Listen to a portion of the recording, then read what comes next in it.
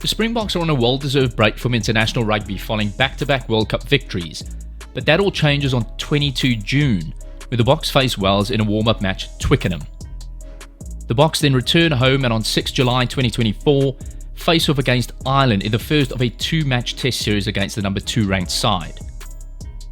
The Boks will also face Portugal in Bloemfontein and will follow this up with test matches against old foes New Zealand in Johannesburg and Cape Town. What an exciting start to the international season for the Boks as they face two of the top sides in international rugby. The question on a lot of people's minds, and most notably the Boks coaches, will be, who do the Springboks select at number 10, Pollard or Libbok? There is no doubt that the injury to Malcolm Marx at the Rugby World Cup, which allowed the coaches to draft in Boks veteran Handré Pollard, was a blessing in disguise and arguably won the Boks the Rugby World Cup. Who could forget Pollard's clutch kicks against France and England, which gave the Boks a shot at another Rugby World Cup title? In fact, the man didn't miss a kick at the Rugby World Cup. There's no denying that Pollard is the superior goal kicker, and Pollard proved yet again how valuable it is to take your points when they're on offer, as the Boks won each of their quarter, semi-final and final encounters by a single point. Libbok has certainly proved his worth as an attacking weapon, but when it comes to the boot, he cost the Boks dearly in the Ireland pool match, where he left 11 points out on the field. Libbok has since the World Cup proved he can also slot match-winning kicks, as he nailed this beautiful sideline conversion to claim a last-minute victory against La Rochelle in the European Champions Cup clash in late 2023. The next World Cup still light years away. The time is now for the Boks to solidify Libbok as Pollard's successor, and what better way to put Libbok to the test than to play him against two of the top sides in the world. Pollard will still be the number one choice for the Boks, and there's no doubt, should he stay fit and injury free, that he'll be the preferred starter at the Rugby World Cup in Australia in 2027. With Pollard still only 29 years of age, he'll be at the prime of his career at the next World Cup and almost certainly a Boks centurion by then, with already 70 caps under his belt to date. Australia will be Pollard's final Rugby World Cup, and for that reason, the Boks will need to ensure Libbok is ready to take over the reins as the first choice fly half. This means finding a perfect balance between playing Pollard and Libbok, and more importantly, ensuring they both get sufficient game time against class opposition.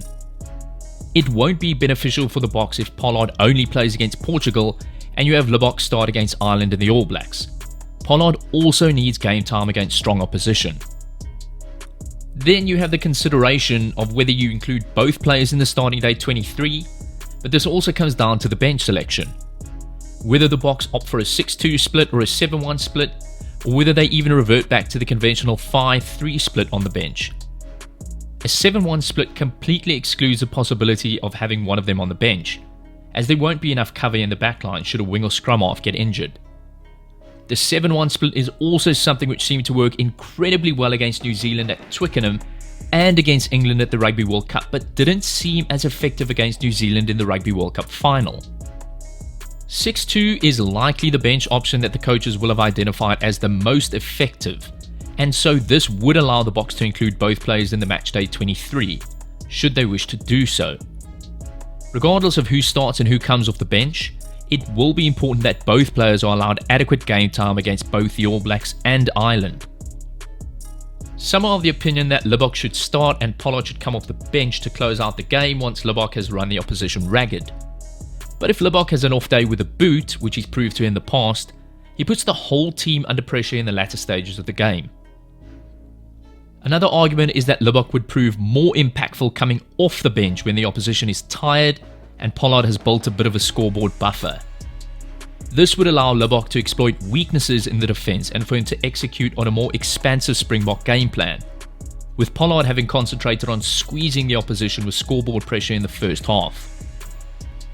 Regardless of who the Boks choose to start and who they choose to bench, it is certainly a huge advantage to have the option of both fly halves, with each of them offering something unique to the squad. Who do you think should crack the nut to start and who should keep the bench warm? Let us know in the comments section. Thanks for taking the time to watch our video, and until next time, take care and happy rugby.